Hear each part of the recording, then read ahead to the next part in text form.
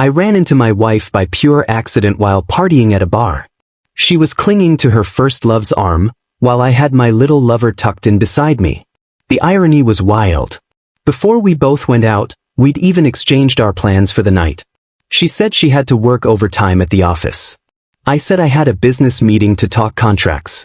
In front of everyone, we pretended to be strangers, polite smiles, fake laughs, the whole act. But when we got home that night, her face was blazing with rage as she grabbed me by the tie. "So," she sneered, "the little lover tastes pretty good, huh?" Chapter 1. It was pure bad luck that I ran into Emily at that bar. The moment I saw her, I turned around, ready to bail.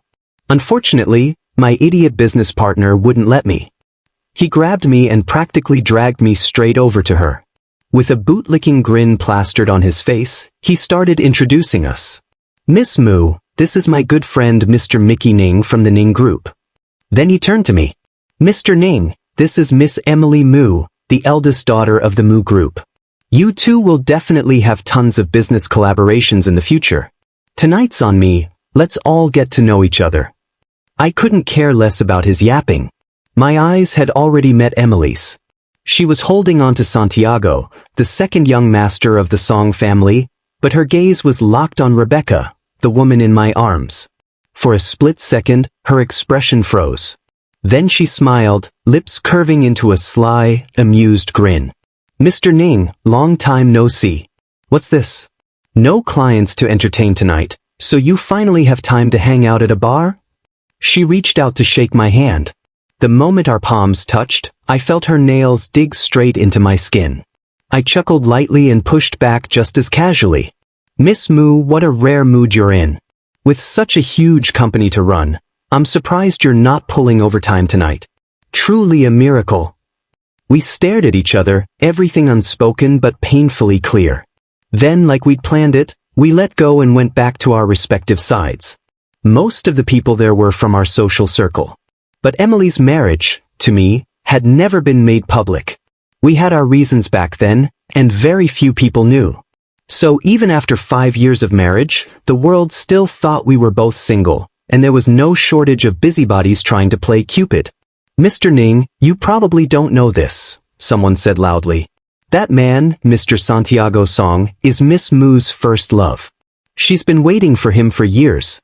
Ever since he went abroad, she stayed loyal, never even looked at another rich guy. She waited all this time. Now that they've finally reunited, I'm sure it won't be long before they make it official. When that happens, we'll all have to drink to their happiness." My idiot partner just kept rambling on and on. Santiago heard it and shot me a provocative look, then pulled Emily closer and kissed her sweetly. A straight-up flex. A declaration of victory. I didn't react. Just a faint, knowing smile tugged at my lips. People are ridiculous creatures. I used to think I'd never get over that relationship, that I'd be stuck in it forever.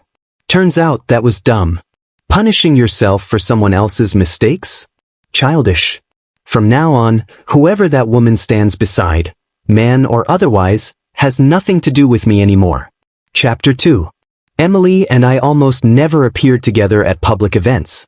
A few years ago, we might still show up as friends, or something vaguely close.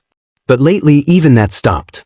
Everyone assumed we weren't close anymore, especially that brainless business partner of mine who just couldn't shut up.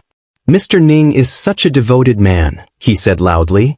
"He's been single for years and refuses to date anyone. I wonder which lady stole his heart. But looks like he's finally loosened up recently, found himself a pretty young girl. Maybe wedding bells soon, huh? Haha." Rebecca rolled her eyes at me playfully and didn't move out of my arms. Instead, she looked around sweetly and said, "Mickey said once he finishes handling his personal affairs, we'll get engaged.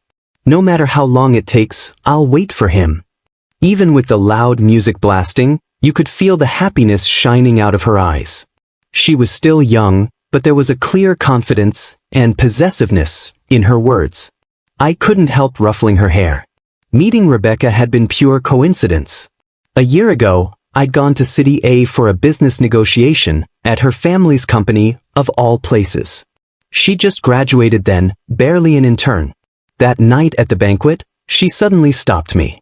Seeing a shy young girl, I smiled and asked what she needed. Her eyes were shining as she looked up at me, almost pitiful, and after a long pause, she finally spoke. "Mr. Ning, could we be friends?" I was stunned. Rebecca and Emily were both stunning, but in totally different ways. Emily was fiery, bold, and unrestrained. Rebecca was fresh, youthful, quietly captivating. Yet for a split second, Rebecca's expression overlapped with Emily's, like I'd been yanked 10 years back in time. "Mickey Ning, let's be friends." I still don't know why I agreed. Somehow, we just became friends. Later, Rebecca told me, beaming, that the first time she saw me, she felt like I was her destiny. That's why she dared to approach me. She said she fell for me watching how easily I handled business talks with her father and the other partners. I didn't want to mislead her. I told her straight up I was already married and didn't want to waste her time. She was crushed. For months, I didn't hear from her. Then her father called and recommended her for an internship at my company. When she showed up, she said softly, "I know about your situation, but I want to chase my own happiness. I'm still young. I'll wait for you. As long as you're single before I fall in love with someone else, I'll marry you." Back then, she couldn't even look me in the eye, like she was facing some dangerous beast. By then, my marriage with Emily was already wrecked. The only thing holding it together was a piece of paper, a marriage certificate. The reason was simple. Emily had secretly gone abroad for a month-long vacation with Santiago. Once that old flame reignited, I knew exactly what it meant. If she claimed nothing happened, I wouldn't believe it even if someone beat me half to death. I'd known their love story forever. We grew up in the same social circle. They'd been close since childhood, their romance loud and intense. As for me, I loved Emily silently, never daring to confess. From the awkward stirrings of first love at 14 or 15, through the reckless passion of her 20s, it was Santiago who walked beside Emily the whole way. They stayed together until after college. The breakup came when the Mu family's business hit trouble and needed help. They turned to the Song family, but the Songs weren't interested. Santiago's older half-brother had already taken over the family business and refused to spare even a cent. The families fell out. That mess spilled straight into Emily and Santiago's relationship. Arguments nonstop. Frustrated, misunderstood, and fed up, Santiago left the country in anger. In the end, it was my family, out of respect for our parents' long friendship, that stepped in to help the Mus. Emily and I met at one of the collaboration banquets after that. Honestly, looking back now, it's almost laughable that I always believed she'd been heartbroken, that she finally gave up on Santiago and turned to me out of gratitude. Only later did I realize the truth. She got close to me just to get back at Santiago, and I was simply the easiest option on the board. I was convenient. That's all. Everything after that played out like a perfectly scripted drama. She was lonely and needed comfort. Her family wanted to lock in a business alliance through marriage. And me, the idiot who thought we were actually in love, ended up as the perfect sacrificial pawn. I was the only real victim in that whole mess. Back then, I was completely blind. My eyes were filled with nothing but her. I truly believed my 10 years of silent devotion had finally paid off. Looking back now, all I can do is let out a bitter smile. God, I was such a fool. Chapter 3. Emily Mu narrowed her eyes, a half-smile tugging at her lips. Anyone who really knew her could tell, this was her not happy face. She twirled the wine glass lazily between her fingers, her tone casual but sharp enough to cut. Well, Mr. Ning, you're really something. A grown man like you, still playing innocent love games with young girls? Or what, one at home and one on the side? I gave her a lazy, sarcastic smile and glanced at her without much interest. No matter where Emily went, she was always the center of attention. Her looks were striking, her figure flawless, easily on par with any professional model. And those eyes, they always carried a dangerous kind of warmth. Even close to 30, she'd shed the softness of youth and replaced it with the intoxicating charm of a mature woman. Rich, addictive, impossible to ignore. That night, she wore black stockings and a fitted cocktail dress that made people swallow hard without even realizing it. I took the wine glass from Rebecca's hand, took a light sip, then replied evenly, "Right back at you, Miss Moo. I'm surprised you're still so loyal to love. Guess that first love really hits different." None of our words were polite. Every sentence was barbed, every smile edged with sarcasm. The air between us thickened instantly. The others at the table didn't get it. They couldn't understand why the usually mild me and the famously warm-hearted Emily clearly couldn't stand each other.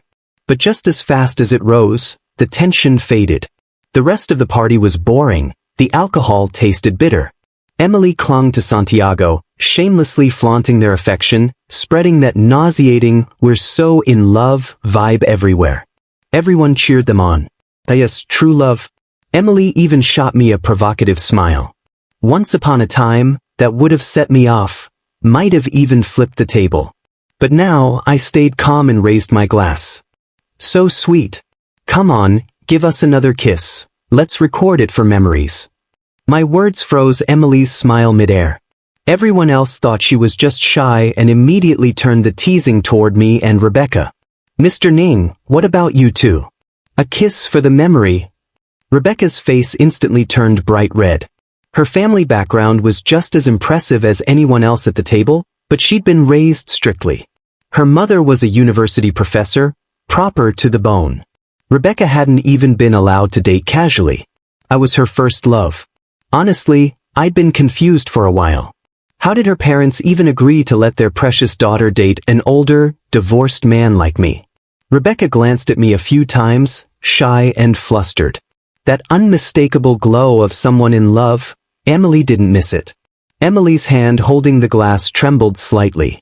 That was all the proof needed of her barely contained anger. But I had zero intention of embarrassing Rebecca. She was my girl. She deserved protection, not to be turned into a spectacle. I wasn't about to sink to Emily's level, someone with zero sense of boundaries. Just as I was about to politely refuse, Rebecca leaned closer. Her eyes were full of affection, steady, determined, as she looked up at me. I understood instantly. She wanted me to make it official. To publicly declare our relationship, right here, in front of everyone. Didn't see that coming. My little girl had grown up. "Mickey," she whispered softly, "I've wanted this kiss for so long." What a little enchantress. For a split second, I almost lost control. Her face was flushed, half from alcohol, half from shyness. Youthful charm mixed with a woman's allure in the most dangerously tempting way. And just as our lips touched, the table flipped.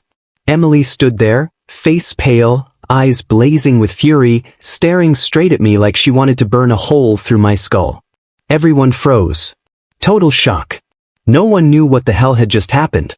After all, her official boyfriend was standing right beside her. Instinctively, I moved to shield Rebecca.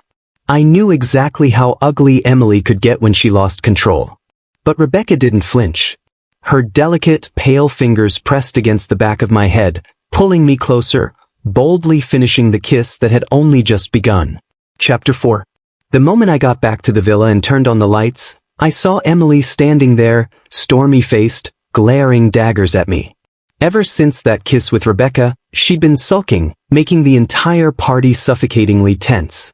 Too tired to deal with her, I changed my clothes and got ready to wash up. It was late. Emily blocked my way, her face blank as she spoke coldly. "Nice deal you made tonight.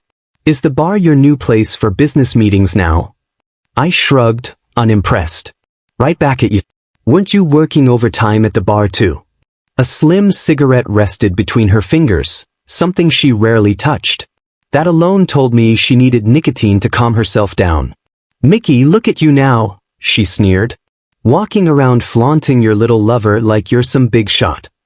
Her tone made me frown. My reply was ice cold. "Emily, you're no different, showing off other men in public.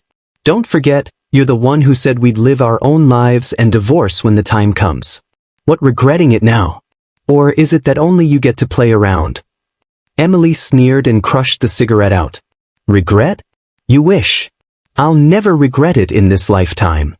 Then she added sharply, "I'm just warning you, that girl fresh out of school will dump you once she's done having fun. You'll end up with nothing. No love. No money. I didn't even look at her. Walking past, I tossed back lazily, at least she's clean when she's with me, not cheating behind my back. I slammed the bathroom door and turned on the shower, trying to wash off the stench of smoke and alcohol. Halfway through, the door burst open. Emily's hot body pressed against mine. I tried to push her away, but she clung tighter, whispering in my ear, her voice dripping with seduction. "Mickey, that little girl doesn't know how to please you. Let me take care of you tonight." I pried her hands off and grabbed her by the throat. Emily didn't even mind the roughness. Her eyes burned with lust, her smile arrogant as hell. I knew exactly what she was thinking. She still believed I was that same old simp who once adored her. Thought I was just jealous. With one hard shove, I threw her out of the bathroom.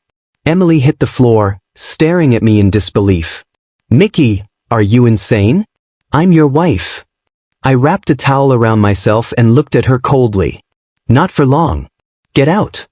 Her face darkened, fury written all over it. Our relationship was already hanging by a thread, so she didn't dare explode. "We're not even divorced yet, and you're already disgusted by me?" I glanced at her. The lace nightgown she wore looked familiar. Definitely not from home. Then it hit me. I'd seen it before. In the photos Santiago sent me. Back when Emily went on that so-called business trip with Santiago, I'd been overworking myself and fell sick. Nothing serious, just needed a few days of rest. Back then, Emily wore that same nightgown, lying in bed with Santiago, their bodies covered in marks of pleasure. They even posed for the camera, flashing peace signs, and sent the picture straight to me. I hadn't said a word. She'd claimed it was a work trip, and I'd actually been worried about her. But from that moment on, all I felt was disgust, the kind that makes you want to erase someone completely from your life. And now, she had the nerve to wear that same nightgown in front of me. She was asking for it. "You're wearing the wrong outfit for the wrong man. Get out." Emily froze, staring at me for a long time. Her lips trembled, fists clenched tight. She probably remembered it too. Without saying another word, she finally turned and walked out. I stood under the shower, but the warm water couldn't wash away the cold inside me. Now I couldn't even stand her touching me.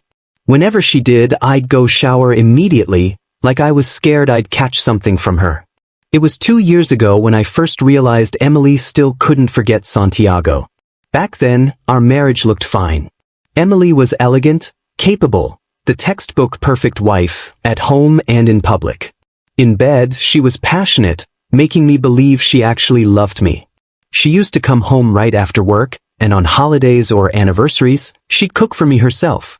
From the outside, we were a straight-up power couple.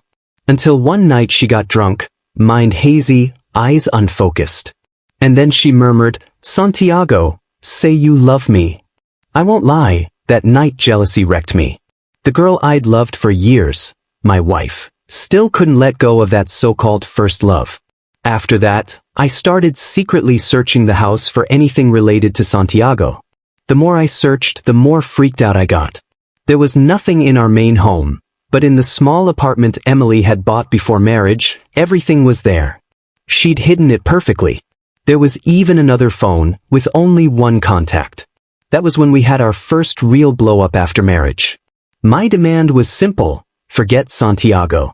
I tried pleading. I tried threatening. I tried yelling. Her answer never changed. "I can't forget him. If you can't handle it, divorce me." That was when it finally hit me. Santiago had always lived in her heart, all these years. After that, we stopped bringing it up. I knew a few years of marriage couldn't erase over a decade of feelings.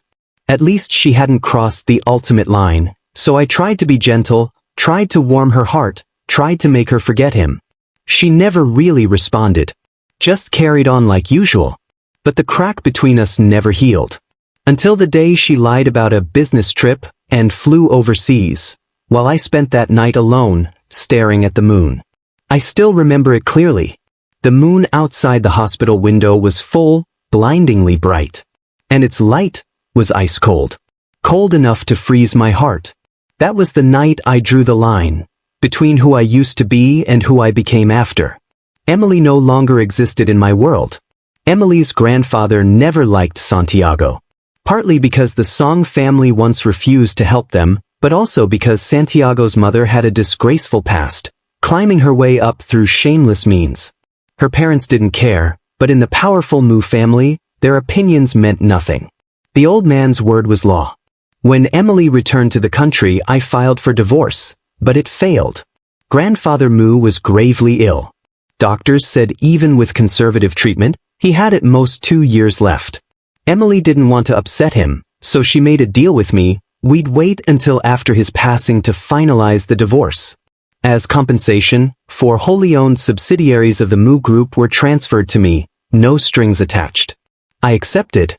Not for the money, the Ning family never lacked that. It was my way of thanking Grandfather Mu for his care and for giving me the chance to live out a dream I once had as a young man. Since then, Emily and I never touched each other again. We lived completely separate lives. Chapter 5. For the next month, Emily Mu didn't come home once. The only time we appeared together again was on the day of Grandfather Mu's birthday banquet. "Don't mess up in front of Grandpa," Emily warned coldly as she drove. "And keep your little sweetheart in check. If anything goes wrong, I won't let her off easy." We were riding in the same car just to keep up appearances, to make it look like our marriage was still solid. I shrugged, eyes still on the passing scenery. "Worry about yourself first." Her face darkened. She didn't say another word. Grandfather Mu lived in the old family estate on the outskirts of the city, quiet, peaceful, almost timeless. Halfway there, Emily's phone rang, a very specific ringtone. I didn't need to ask who it was. She answered without hesitation. I kept my eyes on the window, expression blank. We hadn't really talked on the phone in almost a year. Unless it was about the elders, we were basically strangers. I didn't hear the conversation, but suddenly Emily slammed the brakes and drifted the car to the side of the road. The impact nearly threw me into the door, and anger surged in my chest. "What the hell are you doing?" She knew this wasn't the time, but she still said it. "I have something urgent to handle. You go ahead to the banquet." I laughed, bitter and sharp. "Emily, are you insane? It's Grandfather's birthday. What could possibly be more important than him?" She stayed silent for almost a minute, then replied impatiently, "It's Santiago. Something happened, I have to go. Cover for me at the party." This woman was out of her damn mind. I shoved the door open, stepped out, and threw one last sentence at her before walking away. "Emily, you're going to be the death of Grandpa." She didn't respond. The sports car roared off, speeding back toward the city. I pulled out my phone and called for a rideshare. It was just a family banquet, but showing up late would be disrespectful, especially with Grandpa's fragile health. This could very well be his last birthday. Grandfather Mu had always treated me well. Even after marriage, he kept a room for me at the old estate, not one shared with Emily, but a separate room he'd arranged even before we married. When he found out Emily had gone abroad with Santiago, he punished her harshly, 10 lashes, despite his frail body, and made her kneel in the ancestral hall for an entire day. "Mickey's love for you is something everyone knows," he'd scolded. "And this is how you repay him? As long as I live, that Santiago will never be part of the Mu family." Grandpa's plan was simple: punish Emily hard, force her to wake up, then use his old face to beg me not to divorce her. But Emily had already made up her mind. She accepted the punishment but never admitted she was wrong. I sighed. Emily might not have a conscience, but I still had mine. On the way to the estate, my phone rang. It was a friend. When I answered, there was silence. After I pressed him a few times, he finally spoke, hesitant. "Mickey, I just saw Emily with Santiago at the hospital. Obstetrics." I pulled some strings. "You might want to see this." A moment later, several photos came through. In them, Santiago was gently supporting Emily, eyes full of affection. There was also a pregnancy report. 4 weeks pregnant. Patient name, Emily. I smiled faintly and saved the photos. My heart had died a long time ago. This was just confirmation. If she refused to divorce me, there was no way I could spend the rest of my life with a woman this filthy. As raindrops tapped against the car window, I suddenly remembered the first time I ever protected Emily. It was back in high school. It was raining that day too. On my way home, I saw Emily being dragged away by a group of local thugs. Back then, she strutted like a proud peacock, relying on her family background, offending people left and right. Those thugs had been hired to teach her a lesson. Proud as she was, Emily couldn't take it.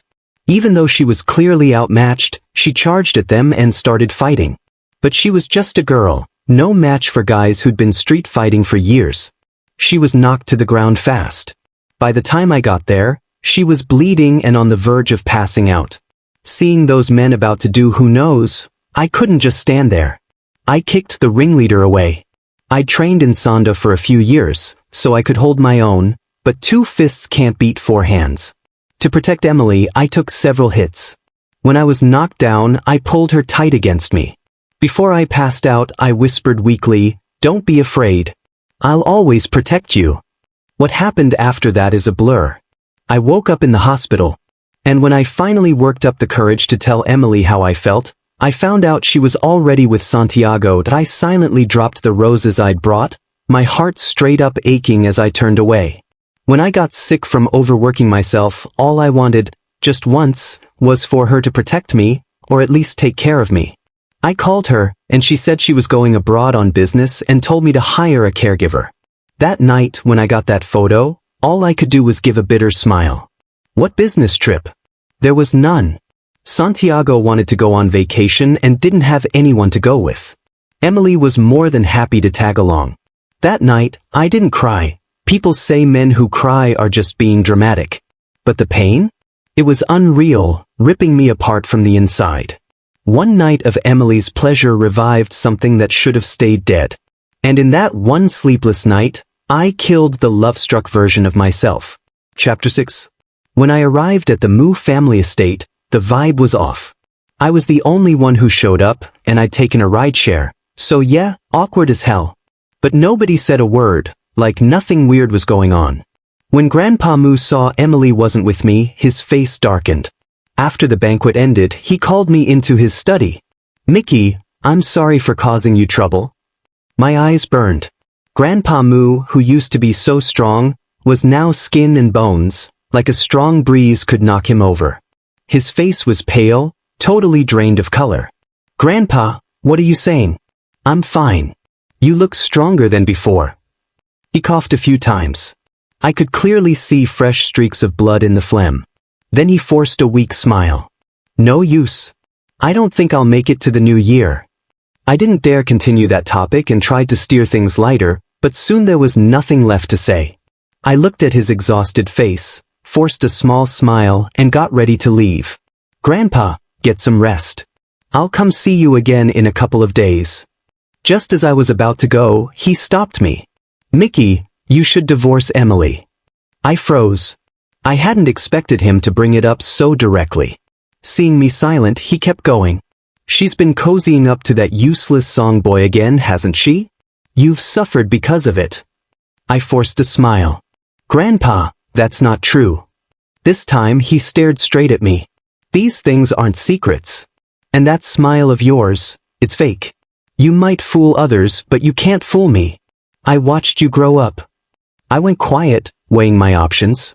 At the very least, I couldn't let Grandpa's condition get worse over this.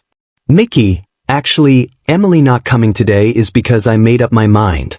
I originally wanted to beg you not to divorce today. That song kid, even if I used all my strength, I could wipe him out of your lives. I don't know what spell Emily's under.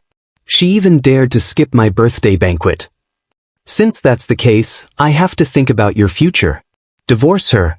Live your own life." I wanted to speak, but my throat tightened and nothing came out. He looked at me gently, then opened his safe and took out a bag. "Inside is 10% of the Mu Group's shares. Emily has truly wronged you all these years. Take it as compensation." I tried to refuse, but he shoved it into my hand. "You must accept it. Our Mu family owes your Ning family. Don't keep suffering." Chapter 7. That night, I didn't go home. I went straight to Rebecca's place. I'd drunk too much and just needed someone to talk to. She looked happy when she saw me, but the moment she hugged me, her expression changed. "You're sick," "You've got a fever." Only then did it hit me. Yeah, I really was sick. Rebecca guided me to the bed and handed me some medicine. "Rest for a bit."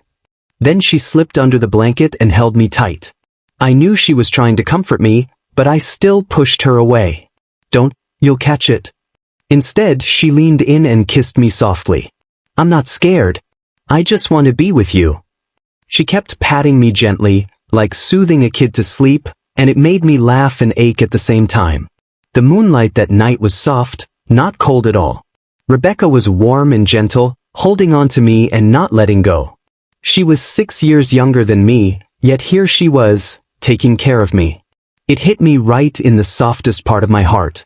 As I drifted off, she whispered in my ear, "Mickey, marry me soon. I love you so much." Chapter 8.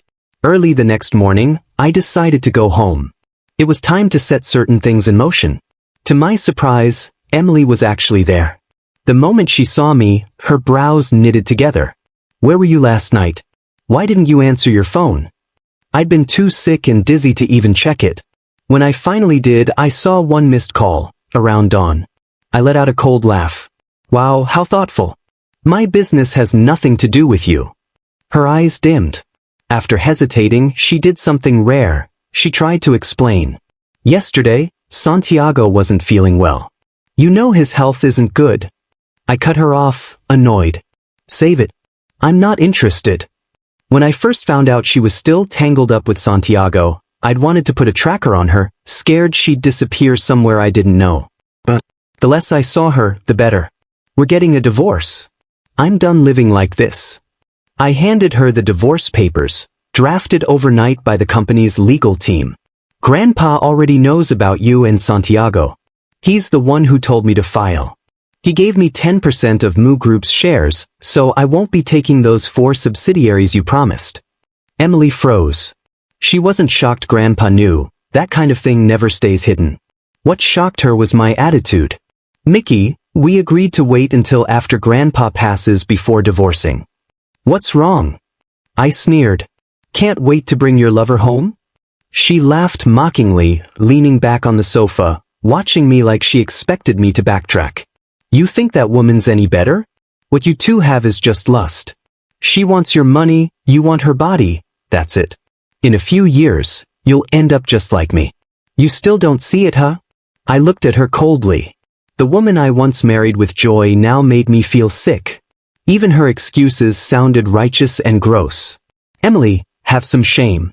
Just because you've lost yours doesn't mean everyone else has. At least she's not the kind of woman who crawls back after being dumped." That hit deep. Emily couldn't respond.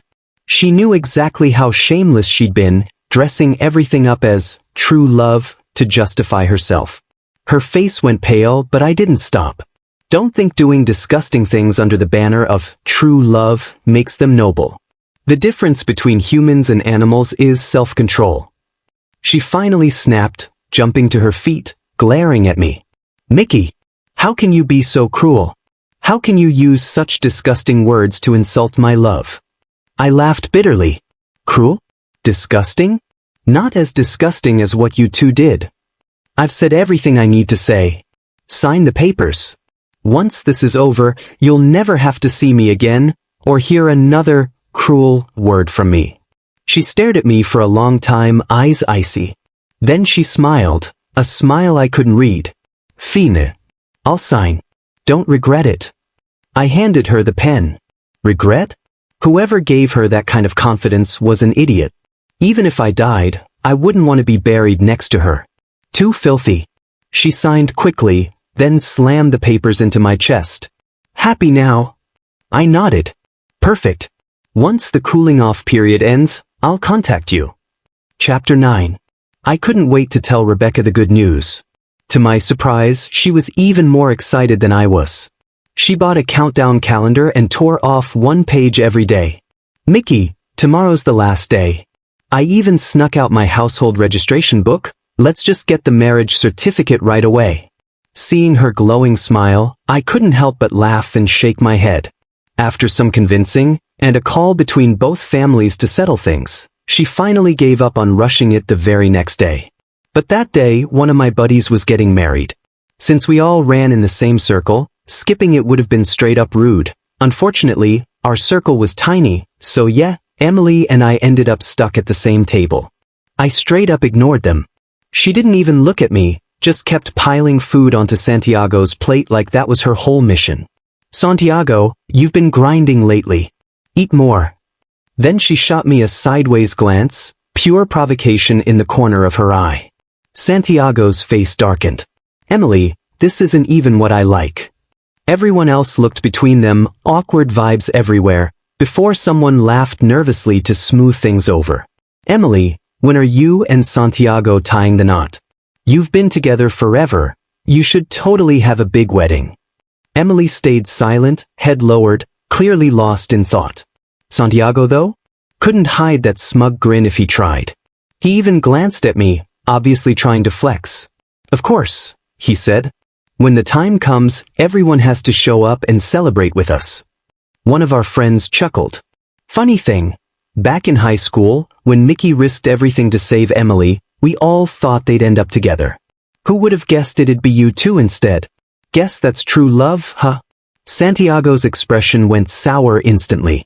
He tried to switch topics, but Emily suddenly froze, her face changing completely. She shot up from her seat and rushed toward me, knocking over a glass on the way. The crash made the whole room go dead silent. What? Mickey saved me? She blurted out. Santiago quickly grabbed her hand. Emily, not now. We'll talk about it later. Before he could finish, she shook him off hard. Mickey, tell me the truth. What really happened? I didn't get why she was losing it like this, but this was not the place for drama. Still, I briefly explained what happened that day. And what did you say to me at the end? She pressed. I paused, then answered honestly, the words I'd never forgotten, because I meant every single one. Don't be afraid. I'll always protect you.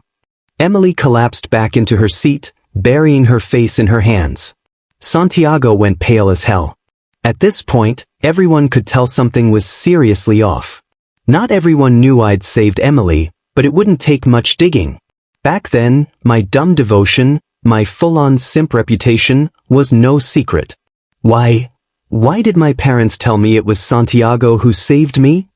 Emily muttered, her voice shaking, repeating it like she was losing her mind. I couldn't answer her. Truth is, I was confused too. Finally, one of our friends stepped in, realizing this whole mess was wrecking the wedding vibes. Emily, stop. Today's someone else's big day. I've heard a bit about what happened back then. Just go home and ask your grandfather. He knows everything. Chapter 10. The scandal between Emily and Santiago blew up everywhere. Even though I didn't care anymore, the gossip still found its way to me. Turns out, back then, Santiago had been there too. He liked Emily, but chickened out and didn't step in. After I was taken to the hospital, Emily's parents found Santiago and cooked up a whole story for him. The reason was simple. Except for Grandpa Moo, the Moo family never wanted to work with the Ning family. They saw us as nobodies who couldn't offer them enough benefits. So the highly favored second young master of the Song family became Emily's so-called savior. Their years together? Purely the result of calculated matchmaking by her parents, built on that lie. One of my friends told me about their downfall with barely hidden excitement. Now Emily basically runs the whole Moo family. She's using all her power to get revenge on Santiago, took back the houses, the cars, teamed up with his older brother. Dude can't even scrape together $1,000 now. Just shook my head. Didn't matter. The truth about that day was messy.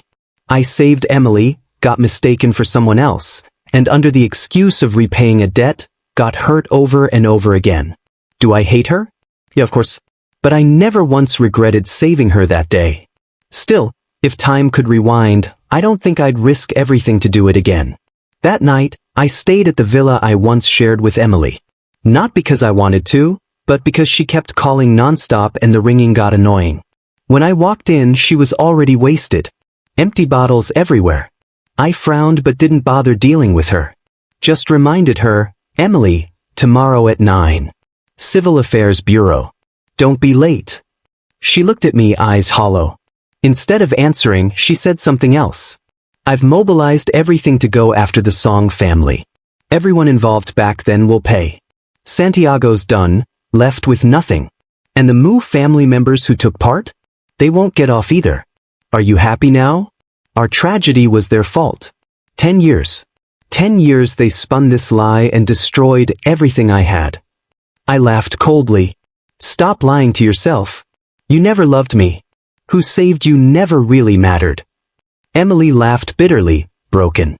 She dropped to her knees and started slapping herself, hard, again and again.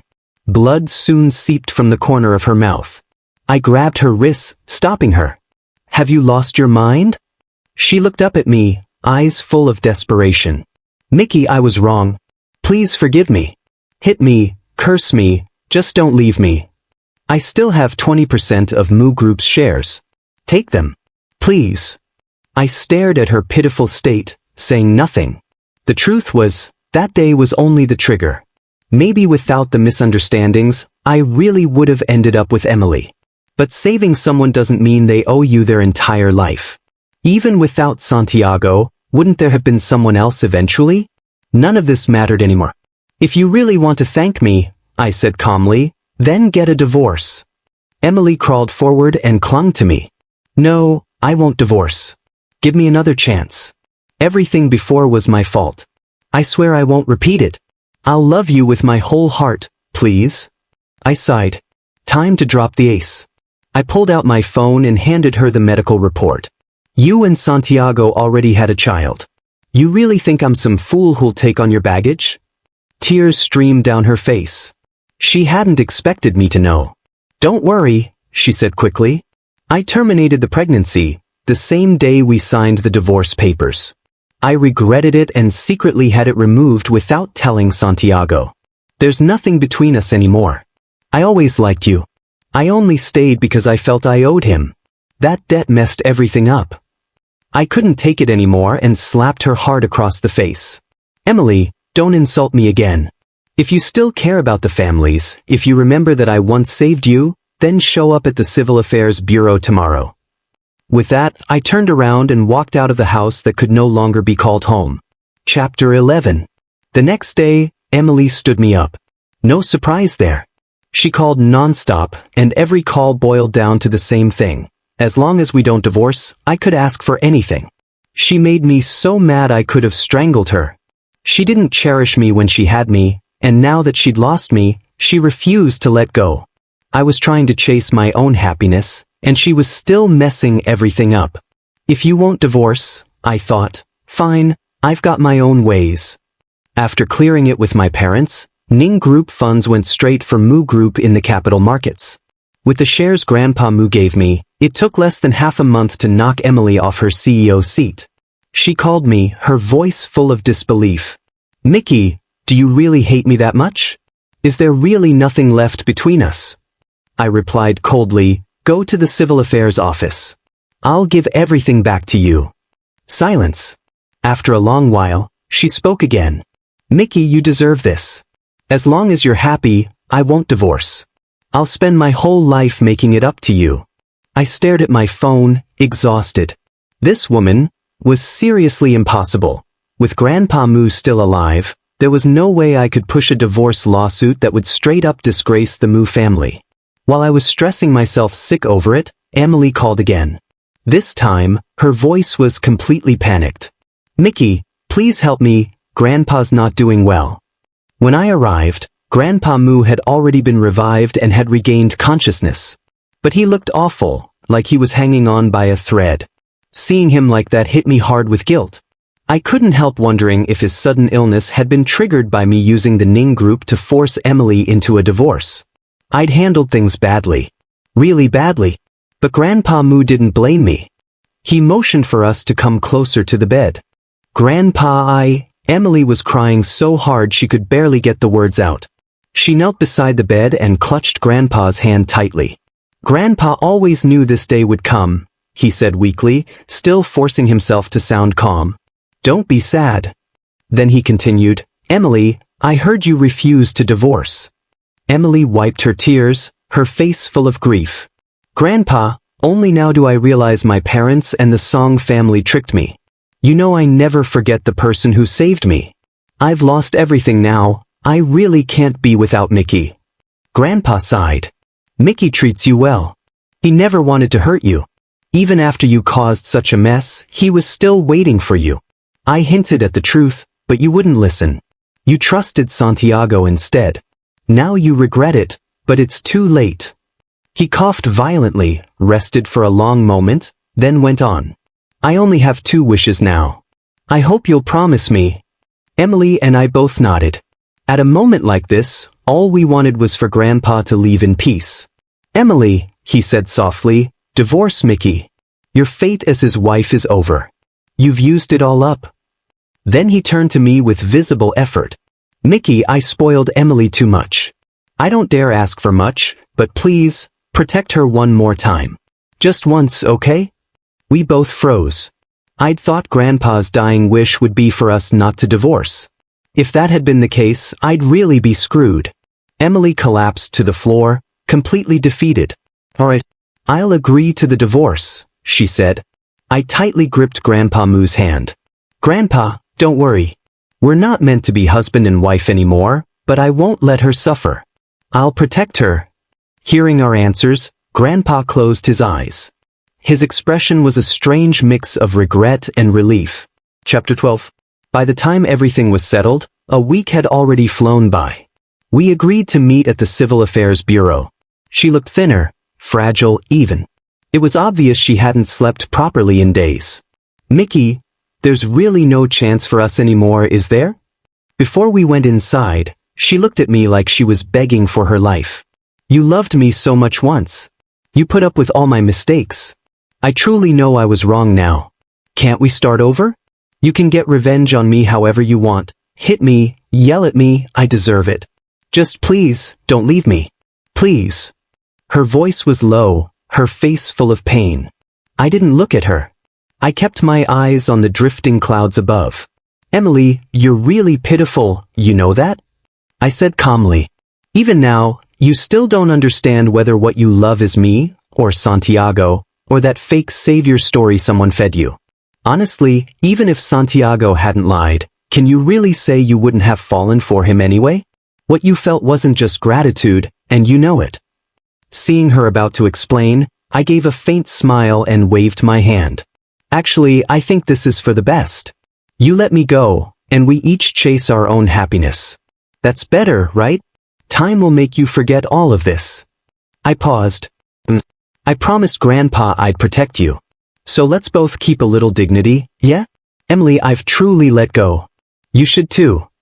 Her eyes reddened, but she still forced a painful smile. All right, I agree to the divorce. I'll let you go.